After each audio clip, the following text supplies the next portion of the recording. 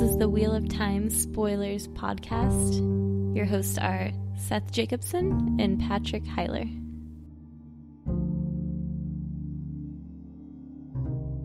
Chapter 18, To the White Tower, and our symbol is the Flame of Tarvalon.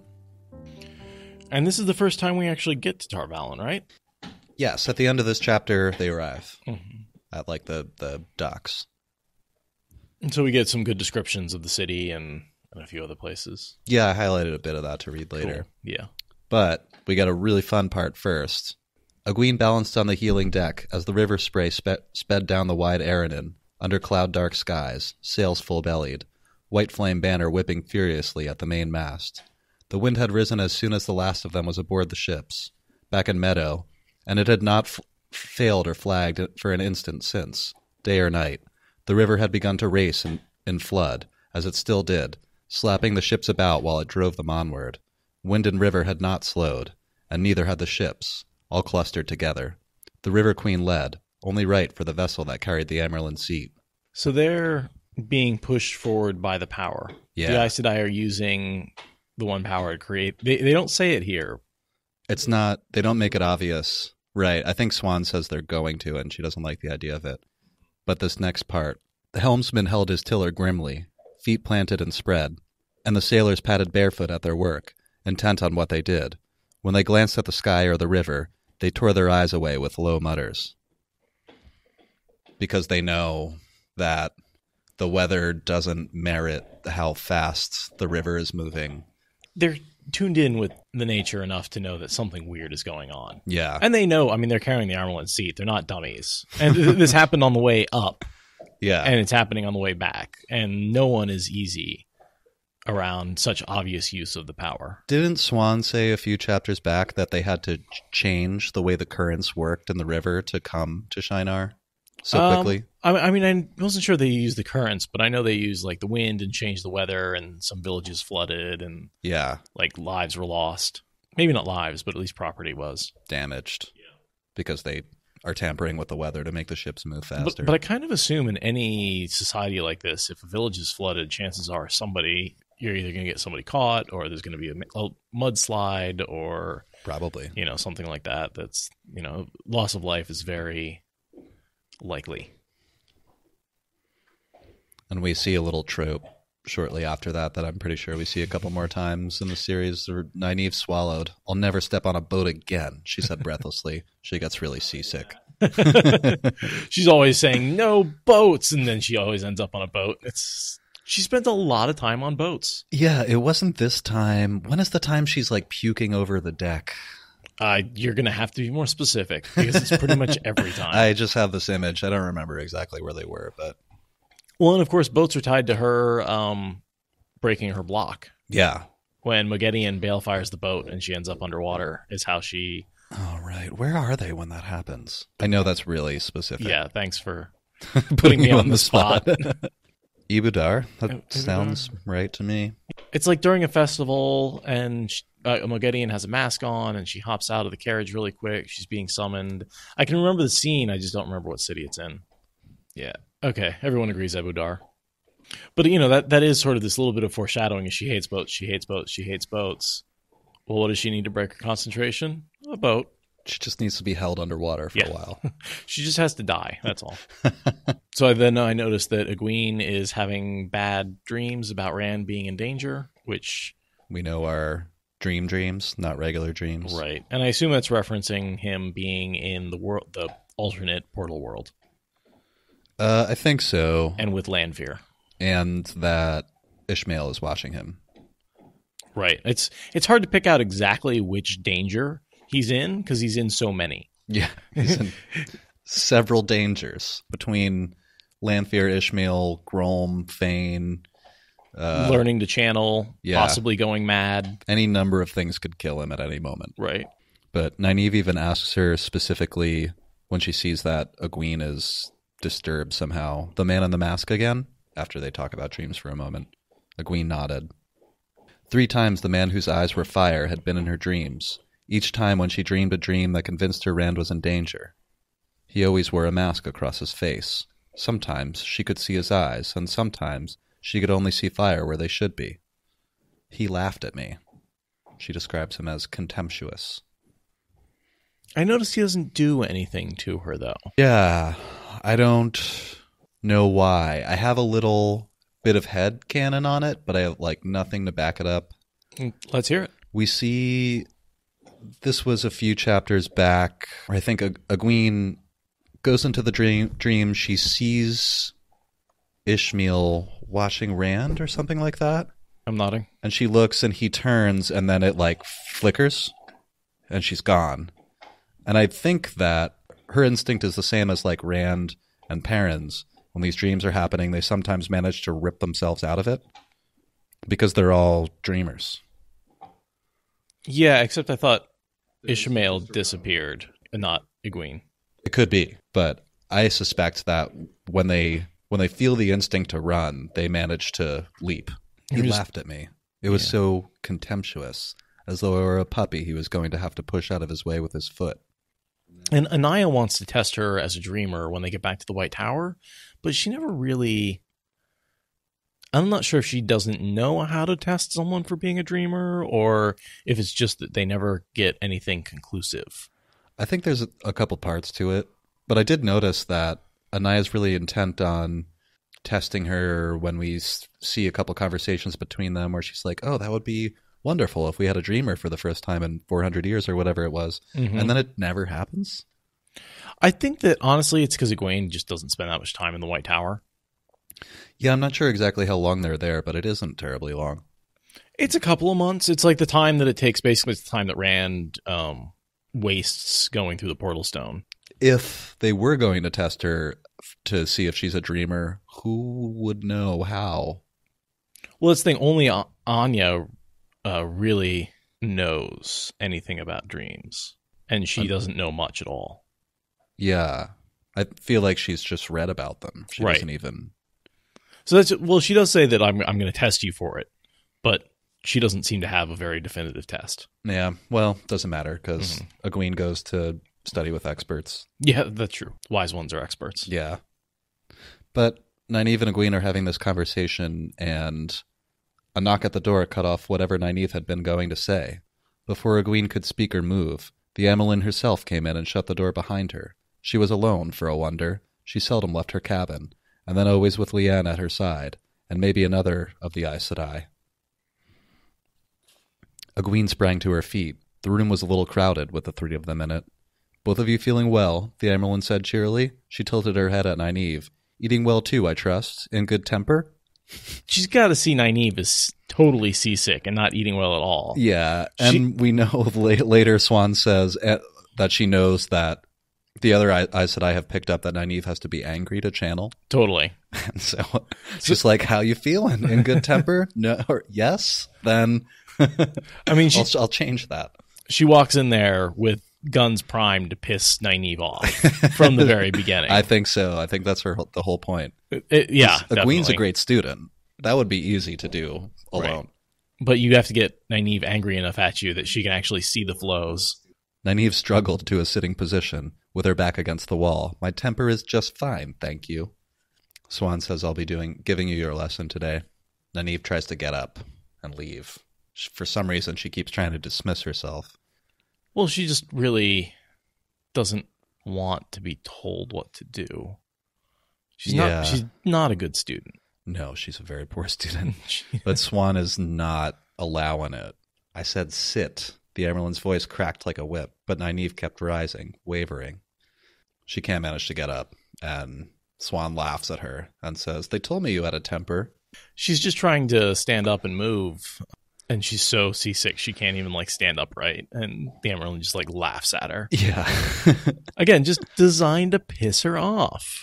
And she says you have a lot of potential. I suspect you will learn a great deal once you reach the White Tower. And then Nynaeve makes this comment saying, rather than make the air stir or light a candle, I would rather learn how to use a sword. There's someone I'd like to use it on. She makes this comment in passing. Yeah, who do you think she's talking about? Moraine. Yeah, me too. Because Egwene speculates Lan or the Amerlin herself, because she's right there. The whole point is she's pissed at Moraine. I think so. Yeah, and wants to kill her. A sword, the Amerlin said. I never thought swords were of much use. Even if you have the skill, child, there are always men who have as much.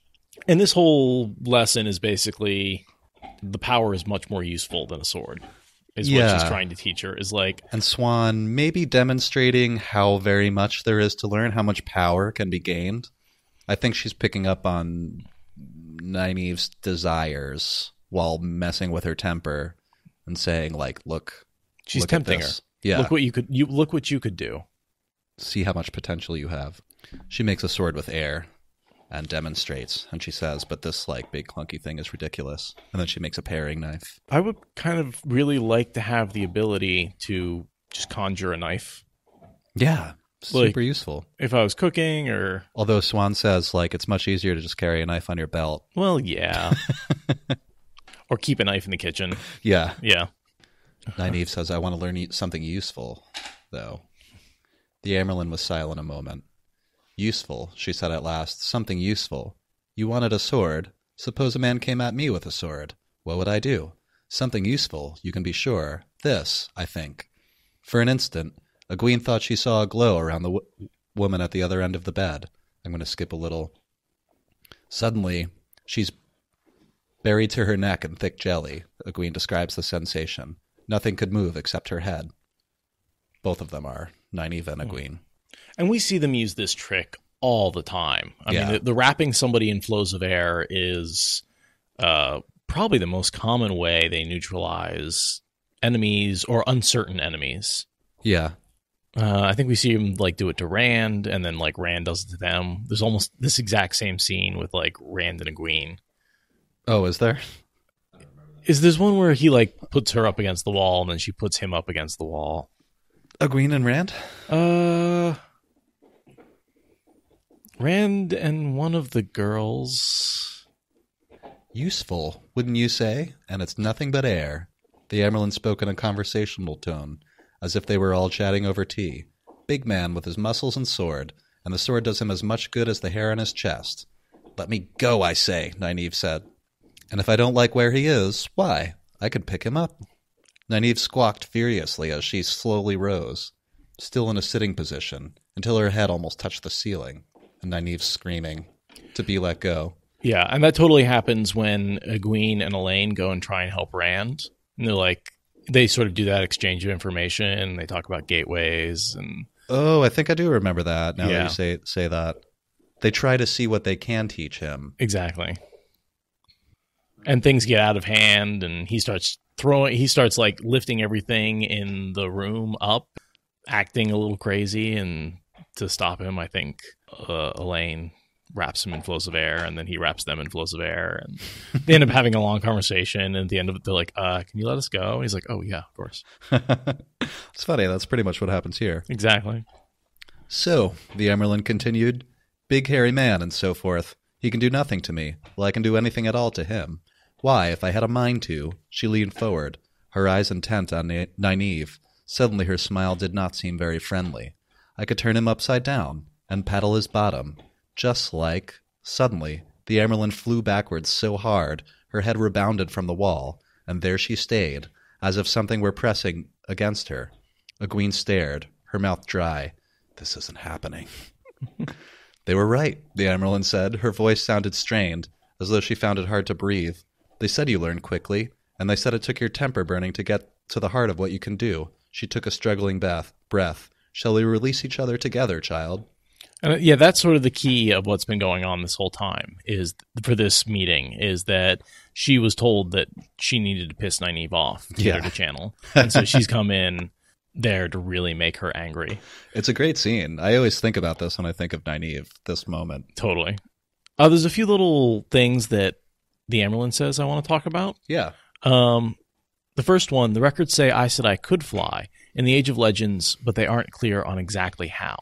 Yeah, we talked about this recently. Yeah, and I think I said, I think it's just using basically wings and then using air to create air movement instead of having a jet engine. Yeah, you're flying using make power. Yourself fly with the one power. Right. So you can't like make yourself fly, but you can power an engine that flies. Right. So you can build a glider and move the air over it so that you then fly, but you cannot lift yourself in the same way you can't heal yourself. That's a good point. Yeah. And like you can stand on a column of air, but that's very different than You can't actually fly. flying. Yeah. Yeah. There's a height limit to the column of air. And then the Amerlin cuts her off from the true source as they're both like suspended in air. Yeah. She reaches out. You don't know everything yet, do you, child? Not the 100th part of everything. You did not suspect I could cut you off from the true source. You can still feel it there, but you can't touch it any more than a fish can touch the moon. And then she points out, and I thought this was very angled toward Nynaeve, when you learn enough to be raised to full sisterhood, no woman will be able to do that to you.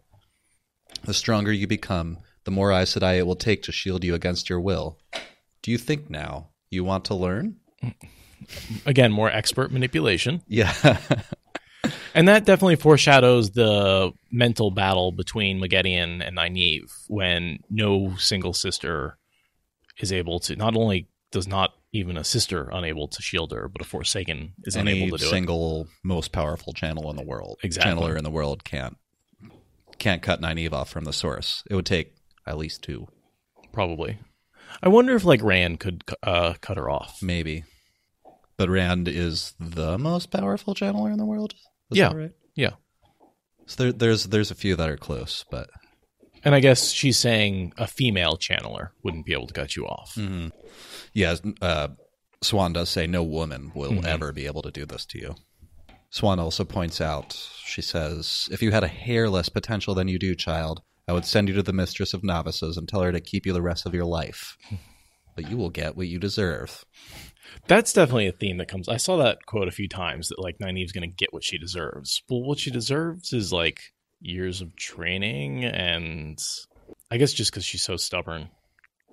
Well, she does say that. Swan does say that right before Nynaeve's eyes widened, and she had just time to start a yell before she dropped, hitting her bed with a loud thud, which Egwene notes in her mind that is basically like a thin layer of padding on a wooden board. Yeah. It's not it's not the bed that you and I would sleep on. It's a pallet. Yeah. Yeah. She drops her onto a hardwood floor. Well, it's a bed on a ship, so it's a ship bed, Yeah. which is, they don't have any space. I imagine it's like a cell in San Quentin sized. Just like the two beds and some shelves built into the walls, and that's all that's in this room. Yeah. I'm actually surprised this room to like be up that high. I would think the ceilings are probably 6 feet if they're an inch. Yeah, I guess it's tall. I don't know. Yeah, tall enough to fall a foot or two. Yeah, and land on your butt and not really hurt yourself. Yeah. It's a few feet, probably. Are you both ready to learn? Yes, Mother, Egwene said quickly. The Amerlin raised an eyebrow at Nynaeve. After a moment, Nynaeve said in a tight voice, Yes, Mother. Egwene heaved a sigh of relief. Good. Now then, empty your thoughts of everything but a flower bed. Bud. It's one way for novices to learn. It's sort of like the very basic. You have to practice it over and over and over and over again. Yeah. It's sort of the sheathing of the sword that Rand practices, that Lan makes Rand practice 1,000 times. So it's very repetitive and very boring and very necessary. Right. And then he sucks at it. The only way you're ever really going to learn is, first you have to learn to embrace it at will. It seems like the hardest part. Well, I think embrace it at will and quickly. But at the end of this lesson, Egwene seems to really have made some real advancement, because she then seems to have no problem like summoning a flame that dances from finger to finger. And that's not really, so we've seen her like start a fire once or twice before, but never really have control over flame. And that's a fairly complex weave. Yeah, I mean, compared to moving it back and forth, and I think compared to later, of course, it's nothing. Yeah, when she's doing hundreds of weaves like that. I'm thinking of the scene where Egwene is taken prisoner by the White Tower much later, and she is heavily drugged, and she makes the I always imagine it as like a solar system out of lights, all balls rotating around each other. Oh, that's right. Different Yeah. colored balls. She's like, because she's demonstrating not raw power, but the ability to split her weaves into like 10 or 15 or 20 or even more different threads. And it's the control that she has that's so remarkable. All while I imagine her like slurring her speech and just like wasted on fork root, which I feel like is, before you pass out, you're it's like a drunk kind of. And I mean, you can't channel, but you get really sleepy and opium actually I think is a better drug, really. Just like you make a little bit of that tea and it just makes you just off enough that you're not capable, and even when you're not high from it, it's just disrupts your thinking enough that you can't really embrace this source. Yeah. When she's in the White Tower in those scenes, I imagine her as wasted. Like not functioning. Like they have to keep her so drugged to... Yeah, but they say they're giving her a little enough that she's not really feeling the effects. It's like it's a very, very... That's why they give it to her all the time, is because she's constantly on a low-level dose. She's not like being given high dosage of something. Because she's so strong. If they didn't, she could just blow a hole through the wall. Well, yeah. It would take a few people to cut her off from the source.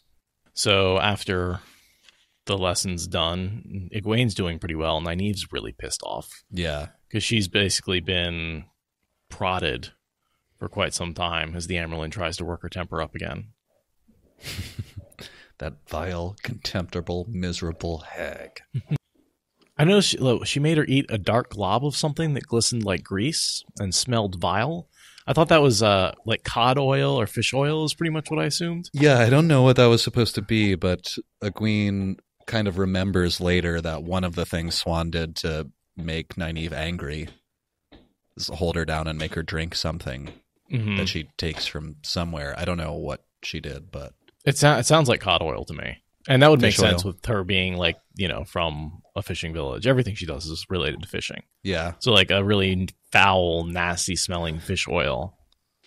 Nynaeve makes Egwene promise not to speak of the lesson to anyone else.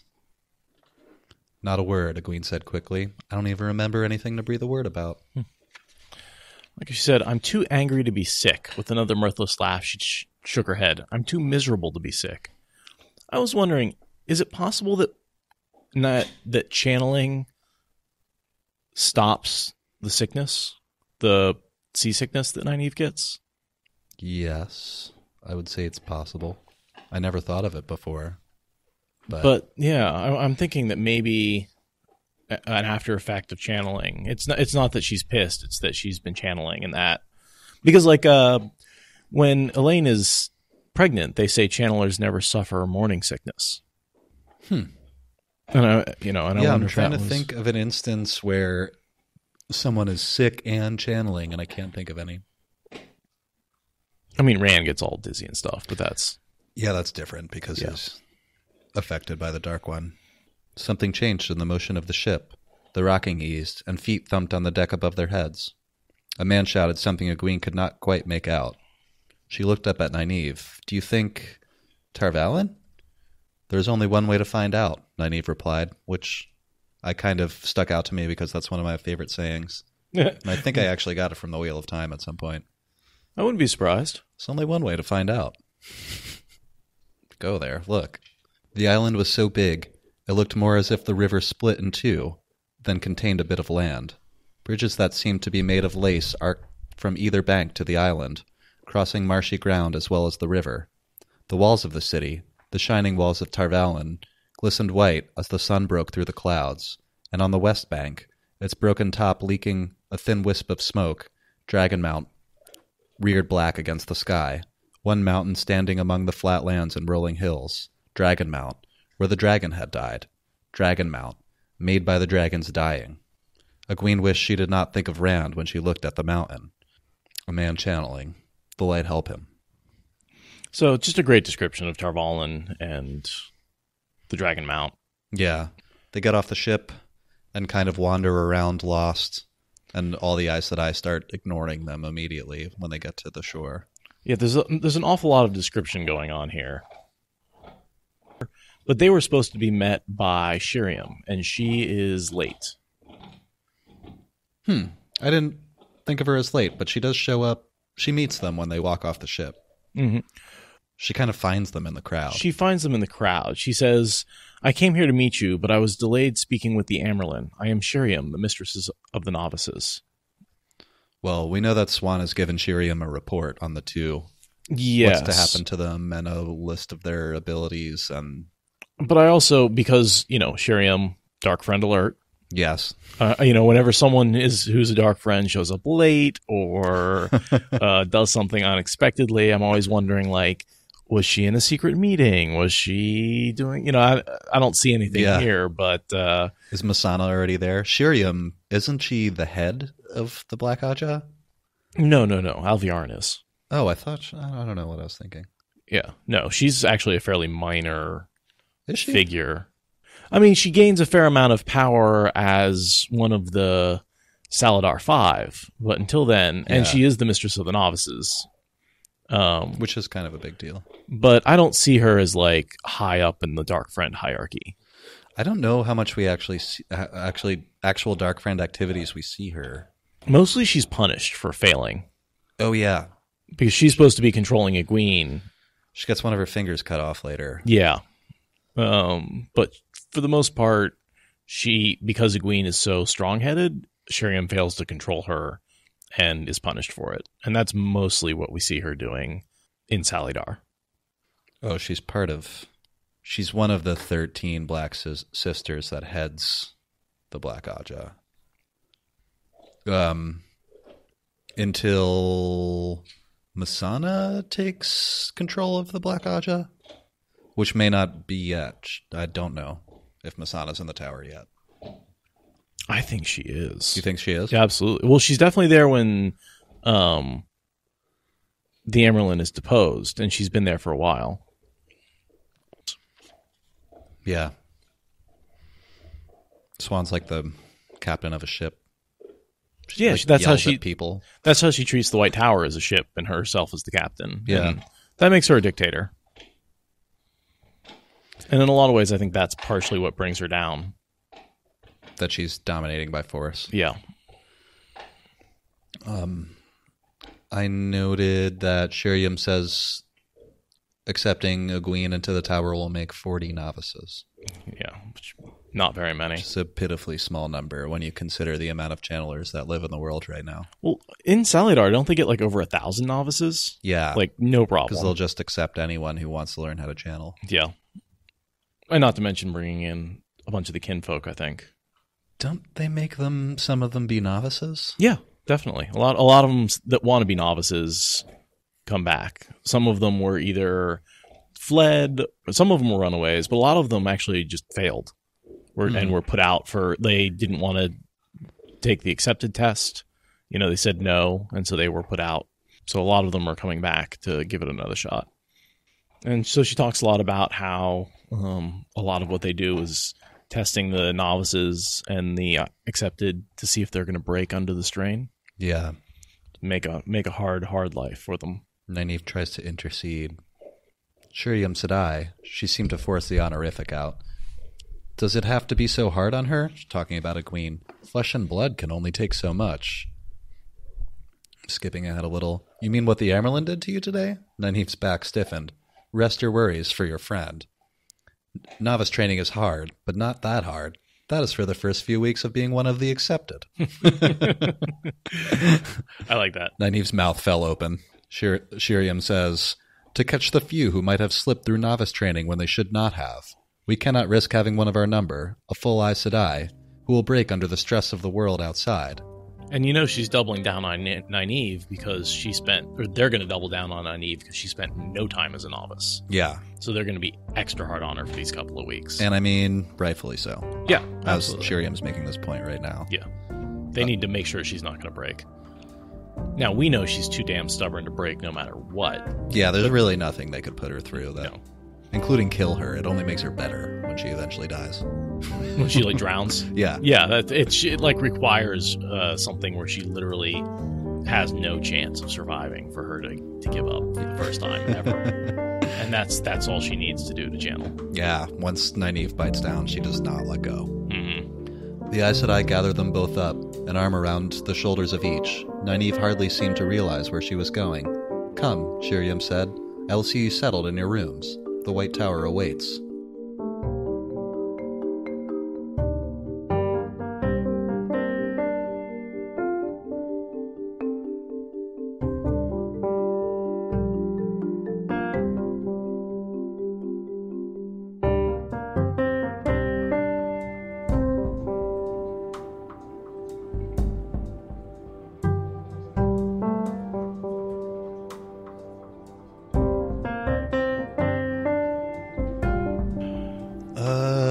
We did come here for a reason, I think. I thought so. Anything interesting going on with you? Not particularly. Yeah, no.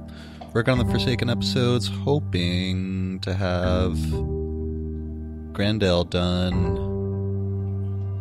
tomorrow. It's like halfway done. Yeah. So, like, I'll have the notes done, and then we can either do it Sunday or the following week. Cool.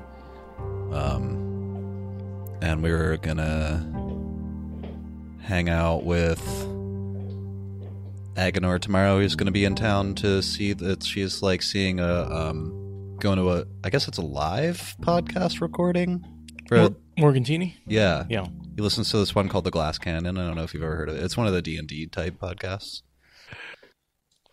I did want to say that we've sent out merch. Oh, yeah. And I want to get that in the recording and let people know that stuff is in the mail. It should probably be there shortly. Hopefully by the time this comes out. Well, no, this is going to come out in a couple days. Our buffer's low right now. So shortly after this episode comes out, you'll probably be receiving the letters, depending on where you live. If you're in India or Sweden or something, it might take a few extra days.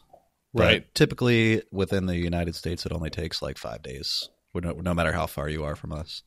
Yeah, and some of those should be even faster. Yeah. So I bet like those of you in Oregon probably have received a good amount of our already. Listeners live like 20 miles from our house. So. Right. I'm often surprised how fast mail can almost be same day if it's like in Portland area, because they'll pick it up in the morning and send it out. So I heard there's some stuff from Amazon sometimes that's like, I'll put it on like, 2-day shipping or whatever I get for free, and it shows up at the end of the day. Amazon's stupid fast. Yeah. Just, the basic stuff. No, I mean, I don't know. New Zealand will probably take like, I have no idea. I have no way to guess this, but it can't take that long. It's also theoretically closer than like a listener in New York City to where we are, New Zealand. Roughly? No. How far across is the Pacific Ocean? More than 3,000 miles? Way more than 3,000 miles. Yeah? Yeah, like 10,000. Really? Yeah, it's huge. It's like half the globe. Like if you look at the globe and just look at the Pacific Ocean. I guess it's also south too. It's not a... Just ignore that I said that. Are you kidding me? No way. New Zealand's in the middle of nowhere. It's like literally the other side. Like, you know how we always say that China's the other side of the globe? It's not. It's New Zealand. What are they? Yeah. Like if you drill, like, because you go north to south and like. Oh. What do they do? Do they fly all the mail to New Zealand? They must fly it. Boats. They have boats. I know that boats exist. Yeah. But it seems like boats would be really slow. That's why it takes all those nothing. Weeks. I don't know anything about international shipping, all right? We've established that. Oh, man. International shipping is fascinating. We just pay for it, tell them to do it. Ships.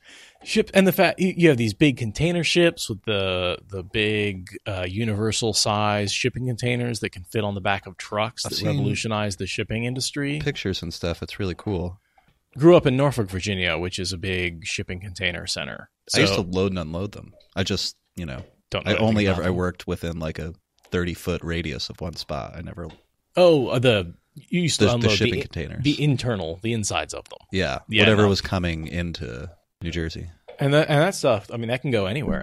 That's the great thing about those universal shipping containers. They really changed the global marketplace for shipping. that combined with large ships that, although they burn a lot of fuel, they are very fuel efficient per pound.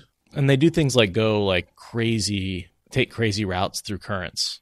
Yeah, if you've donated $3 or more, you'll get a thing. Yeah. It was in the patron rewards. All those rewards that we said we were going to give you like 6 months ago, we actually did finally get it going. The swag is like, it's a button and a vinyl sticker. So probably not on a keychain. But the button would go on like a bag or a shirt or a pocket, and the sticker can go on like a kegerator or a bike or a car, anything like that. Yeah. I put mine on my laptop. Laptop, yep. I put mine over the Apple logo on my laptop. If you're a laptop sticker person, which I know there's vastly differentiating opinions on whether or not you should put stickers on your laptop. Yeah, some people hate that. Yeah, I think it's just atrocious. In fairness, I don't normally put stickers on my laptop. I just have this one because, well, I only have 2. One is my podcast, and one is a sticker for the Hive. It's the tattoo shop that I go to. Who's like, my tattoo artist is closer than an acquaintance. I support. She's awesome. I've noticed that relationship with a lot of people, that it's almost like supporting an artist rather than sort of a client relationship. It's like a patroning, like a patron type person. Yeah, like kinda. You appreciate the person's art, and it's on your body for the rest of your life, so you end up supporting them, and there's a connection there. Yeah, and you spend like hours and hours with this person, like inches from you. Yeah, it's a very intimate relationship. Stabbing you over and over. There's a level of intimacy to getting stabbed. Generally, when I'm sticking things in somebody, I'm very intimate with them. Yes, I wouldn't say we're that close, but pretty close. Thank you for listening to the Wheel of Time Spoilers podcast. Rate us in the Apple Podcast app or support us on Patreon. Is that good enough?